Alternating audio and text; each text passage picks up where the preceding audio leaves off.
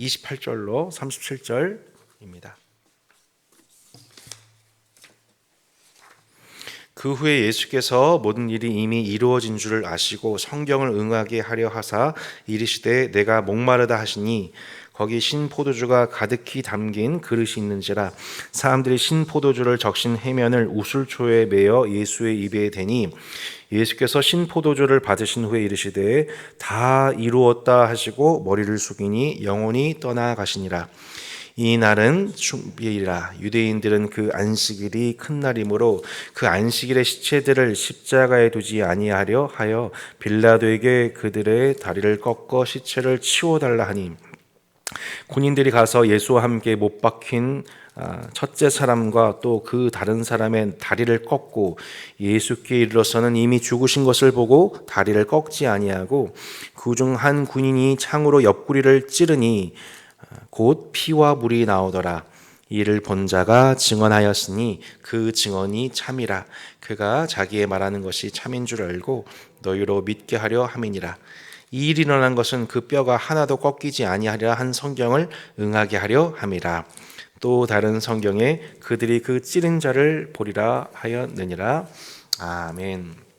오늘은 고난의 길, 십자가에서 이루어진 승리의 길이라는 주제로 말씀 묵상하겠습니다. 여러분 2002년도 월드컵 기억하시죠? 여러분 당시 히딩크 감독이 국가대표팀을 이끌었는데 당시 별명이 여러분 뭐였는지 기억나세요? 5대 0이었습니다. 네, 우리 친선전 평가전 할 때마다 계속 5대 0, 5대 0 이렇게 지는 바람에 사람들이 붙여준 좀 불명예스러운 이름이었죠. 연전 연패를 당할 때마다 얼마나 많은 사람들이 그를 욕하고 비난했는지 모릅니다. 축구협회에도 제발 감독 경질해달라, 왜 뽑아온 거냐, 원색적인 비난을 쏟아냈었습니다. 그때마다 히딩크 감독이 얘기하기를 나는 매일 1%의 가능성을 끌어올리고 있다. 우리는 언젠가 세계를 깜짝 놀라게 할 것이다 라면서 그 모든 인내의 과정을 겪었죠.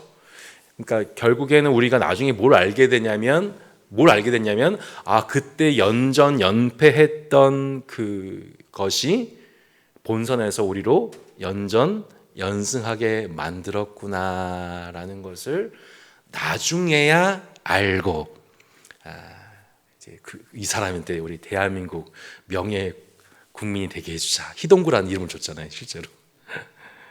오늘 요한복음 19장의 본문은 조금 더 넓은 관점에서 이렇게 좀 높은 곳에서 19장을 좀 볼 필요가 있습니다. 요컨대 예수님이 요한복음 7장에서 하나님께 대제사장적 기도를 들으신 후에 18장부터 19장에 이르는 이 모든 과정 속에서 예수님은요 실상 연전 연패하고 계십니다. 어떻게 보면 기도란 그 연전 연패하는 것을 받아들이는 과정인지도 모르겠습니다.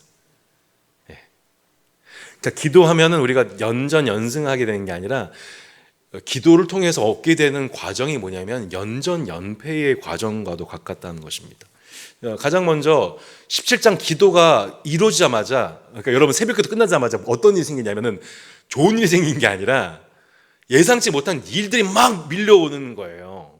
혹시 그걸 경험해 보셨나요? 그런 경우가 실제 우리 삶 속에서 이제 연전 연패의 상황이 옵니다. 기도가 끝났는데 누가 와요? 가룟 유다가 저를 붙잡으러 오잖아요. 배신하잖아요. 배신해서 나를 잡아 넣을 상황이잖아요. 사내들인 공의에 체포가 되잖아요. 제사장 가야바에게 죄인으로서 신문당하잖아요. 또 다른 제자 베드로가 부인하잖아요. 본디오 빌라도에게 신문당하잖아요. 로마 제국의 반역자로 십자가 처형 언도받잖아요. 로마 군병들에게 조롱당하잖아요. 심지어 겉옷과 속옷까지도 벗겨져요. 예수님은 알몸으로 돌아가셨어요. 이게 언제 왔어요? 기도 후에. 여러분 어디 기도 무서워서 하겠습니까, 여러분? 기도는 어떤 과정이에요? 연전 연패를 받아들이는 과정이에요. 연전 연패를 받아들이는 과정이에요. 주로 이렇게 보면 성도분들도 보면요, 주로 기도하시는 분들이 고난을 당해서요. 고난을 당해서 기도하는 게 아니라 기도해서 고난을 당해요. 여러분 믿으십니까? 네. 그럼 못하러 기도해요? 끝까지 한번 들어보십시오. 세상을 구원하시기 위해서 이 땅에 오신 하나님의 연전연패. 하나님이 지금 그렇게 인간에게, 세상에게 연전연패를 당하고 계십니다. 인간이 당할 수 있는 모든 종류의 패배를 당하시죠. 속한 공동체로부터 배신당하시죠. 사회 집단으로부터 생매장당하시죠. 정치 집단의 모의를 받으시죠. 사법기관으로부터 부당한 신문과 판결 받으시죠. 하나님을 모독했다는 종교적 죄인의 낙인 찍힘 받으셨죠. 한 인격 명예훼손 당하시죠. 성적 희롱까지 당하셨다니까요. 다 일곱 가지네요. 인간이 당할 수 있는 모든, 한 인생 살면서 당할 수 있는 모든 종류의 고난, 그렇게 그의 마지막 삶은 연전연패, 인간이 당할 수 있는 모든 종류의 고난을 맛보시는 연전연패의 순간이었습니다. 한때 하나님 나라를 가르치고 전파하고 치유하시는 예수님의 연전연승하신 듯한 모습을 보고 그를 따랐던 제자들은 연전연패하시는 그분의 모습 보고서 동행했나요? 그를 귀하게 여겼나요? 사랑했나요? 아니죠. 다 낙심하고 도망가고 배신하고 저주했습니다. 이게 우리의 모습이죠. 제자가 아니라 우리는 팬인 거죠. 팬. C.S. 루이스라고 하는 아주 유명한 기독교 작가가 있습니다. 그는 대학교 강단에서 늘 이렇게 가르쳤습니다. 고난은 위장된 하나님의 축복입니다 라고 멋있게 가르쳤습니다. 근데 어느 날 그의 사랑하는 아내가 병에 걸려서 생명이 위독해지고 하나님 제발 좀 이 아내를 살려주세요 라고 애원을 했는데 기도했으나 결국 사망했습니다. C.S. 루이스가 번민에 빠진 거죠.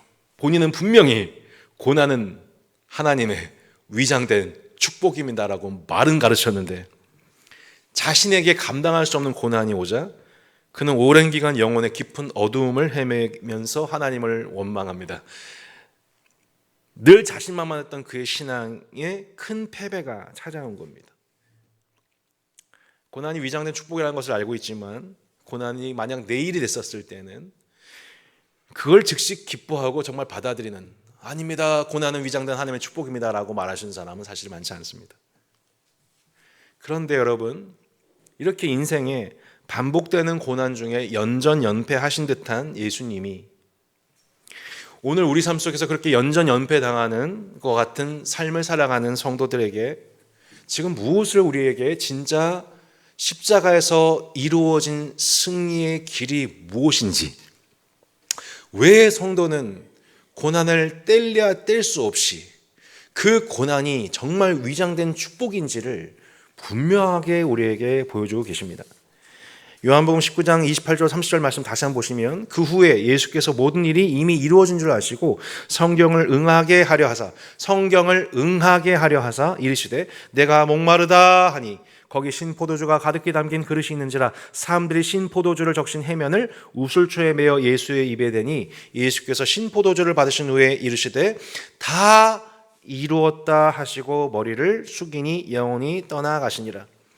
예수님은 십자가에 매달려 머리를 숙여 영혼이 떠나시는 그 마지막 인생을 다하는 순간까지 지금까지 자신에게 닥쳐온 모든 고난들이 결국 모든 일이 하나님의 손길 안에 완전하게 이루어졌음을 고백하셨습니다. 그의 마지막 순간까지 그분은 자신의 마지막 고난, 곧 죽음을 받아들이고 계십니다. 신포도주를 받으신 후 그분은 다 이루었다. 테텔레스타이. 이게 무슨 뜻이냐면은 내가 모든 죄값을 다 치렀다. 지금 내 호흡이 닿아가면서 내가 당하는 마지막 고난, 곧 죽음을 맛보는 것, 이것이 곧 온 세상의 온 인류의 죄값을 다 치르는 것이니 그 고난을 기쁨으로 받아들이는 순간이었다는 것입니다. 31절 이후를 보면 보통 십자가 처형을 당한 사람의 경우에 숨을 더욱 몰아쉬기 위해서 다리를 꺾기 마련입니다. 근데 32절을 보면 로마 군병들이 예수님의 양옆에 있는 십자가 처형당한 죄인들의 다리를 꺾도록 도와주죠. 근데 33절에 보면 예수님의 경우에는 다리를 꺾지를 않습니다. 왜 그래요? 빨리 죽게 하기 위해서. 유대인들이 다음 날이면 안식일이 시작되는데 유대인들의 안식일에 준비한 시간이 금요일 저녁입니다. 그러니까 토요일이 안식일인데 금요일 저녁부터 안식 준비일이어서 시체를 만지면 안 되거든요. 노동하면 안 되거든요. 그러니까 본인들의 안식을 위해서 예수님을 급히 죽여달라는 청에 의해서 결국에는 로마 군병들이 예수님의 다리를 꺾지 않고 그대로 둔 상태 속에서 예수님의 죽음을 가속시킵니다. 보세요. 예수님은요, 사형 집행 당하는 순간까지 차별받으셨어요. 율법을 이렇게 오용하는 자들에 의해서 이렇게 죽음조차도 재촉당하셨어요. 그런데 여러분, 이 모든 과정이, 그런데 이 모든 하나님이 인간에게 차별과 분리를 당하신 이 모든 과정이 패배였습니까? 놀랍게도 패배가 아니라 다 뭐래요? 다 이루었다. 성경이 응하게 하려 함이라. 시종일관 예수님의 태어나시는 순간부터 예수님이 숨지는 모든 순간이 서두와 결론이 뭡니까? 하나님의 말씀이 응하게 하려 함이라. 하나님의 말씀이 응하는 삶이 진짜 성공입니다. 이 일이 일어난 것은 그 뼈가 하나도 꺾이지 아니하란 성경을 응하게 하려 함이라. 또 다른 성경에 그들이 그 찌른 자를 보리라 하였느니라. 예수님은 십자가에서 매달려 죽기 전까지, 그리고 매달리는 그 순간, 심지어 매달려 죽은 그 이후까지 로마 군병의 창으로 그 옆구리를 찔려 물과 피를 쏟아지게 되고 그 쏟아지는 모습을 누군가가 보게 되는 그 모든 과정, 삶과 고난과 죽음과 죽음 이후 그 모든 순간에 하나님의 말씀이 응하는 삶이었습니다. 예수님이 태어나실 때 헤롯 대왕이 소동하면서 그를 죽이려고 난리를 치지 않았습니까? 그렇게 예수님의 인생 시작부터 끝까지 마귀는 세상을 구원하려는 그를 죽이려 했습니다. 혹은 아담을 유혹하듯이 둘째 아담이신 예수님으로 하여금 범죄케 하려 했습니다. 하지만 둘째 아담이신 예수님은 범죄치 않으십니다. 그러자 예수님을 죽이려 합니다. 그런데 놀랍게도 예수님은 죽임을 당하십니다.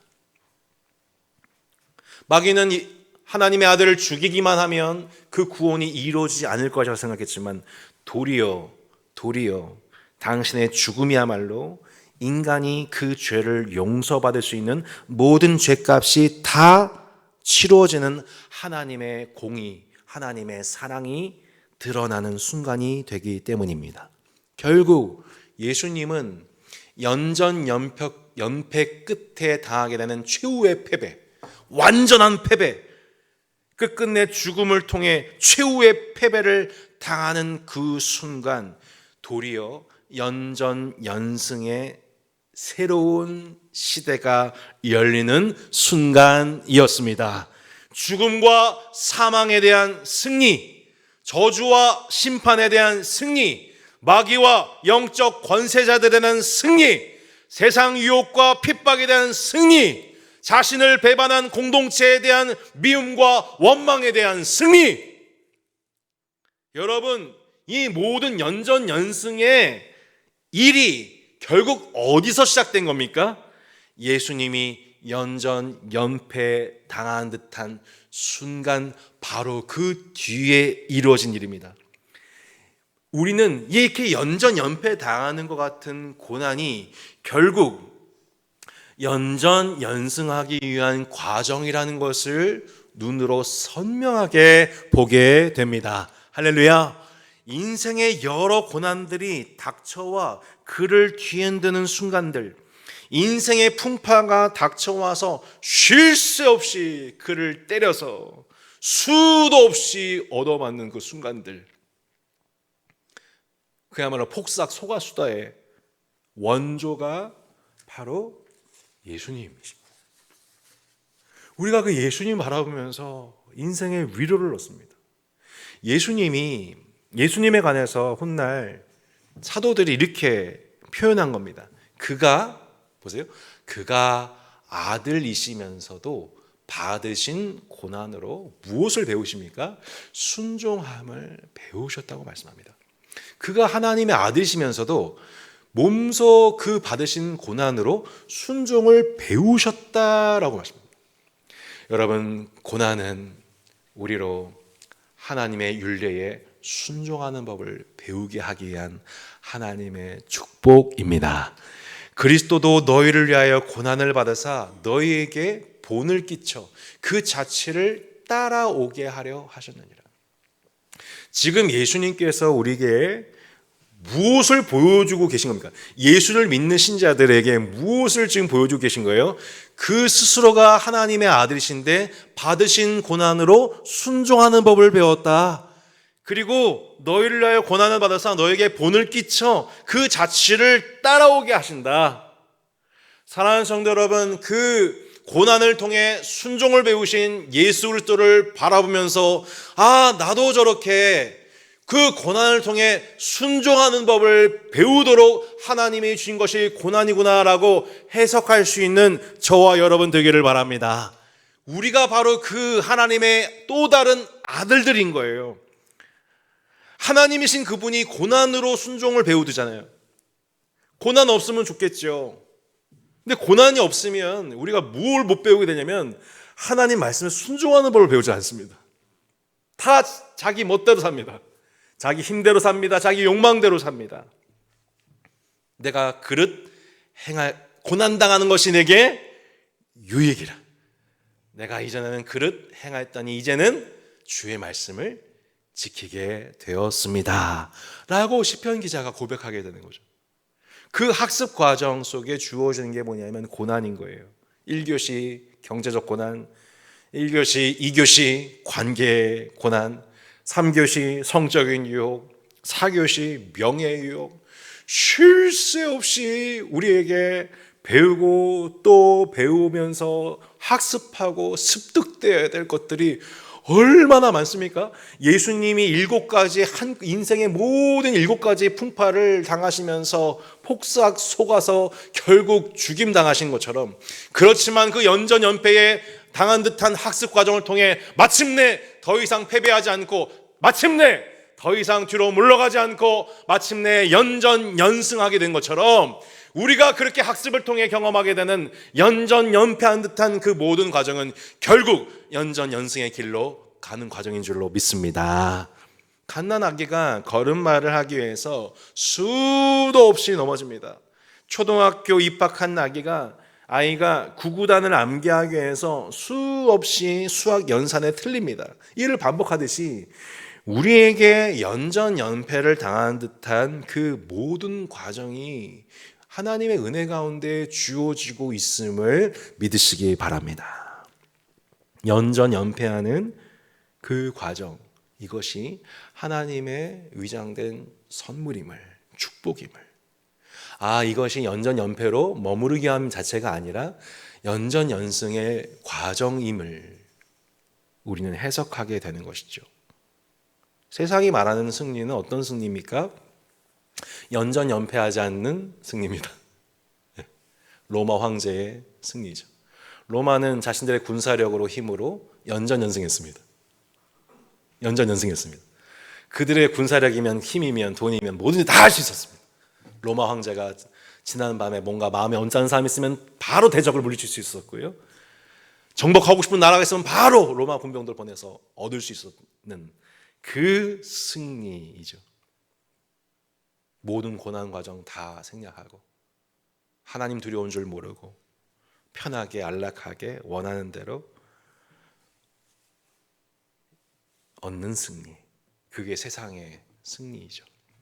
그러나 성경이 말씀하는 승리는 그 모든 고난 속에서 배우신 순종으로 죽기까지 말씀을 따르는 승리가 진짜 승리입니다. 생각하건대 현재의 고난은 장차 우리에게 나타날 영광과 비교할 수 없도다. 현재 우리가 각자가 체험하고 있는 총체적인 삶의 고난, 순교적 일상의 반복은 결코 헛되지 않을 것입니다. 세상의 방식으로 승리했던 자든 결국 다 그 승리가 진짜 승리가 아니었음을, 예수님을 칼로 찌른 로마 제국이 승리한 것이 아니라 그 칼에 찌림을 당한, 그러나 하나님의 아들이어도 순종함으로 고난을 배우신 예수님이 그 제국을, 세상을 승리하셨습니다. 하나님의 아들께서 고난을 학습하시고 십자가에 순종하심으로 세상을 승리하셨던 것처럼 우리 또한 우리에게 주어져 있는 연전연패 당한 듯한 이 고난의 학습 끝에 마침내 하나님 나라의 풍성한 유산들을 받아 영원토록 세상을 다스리게 되는 연승자가 될 것을 믿습니다. 아멘. 우리 함께 그런 마음으로 오늘 함께 예수의 길 후렴을 함께 찬양하고 합심 기도하기 원합니다.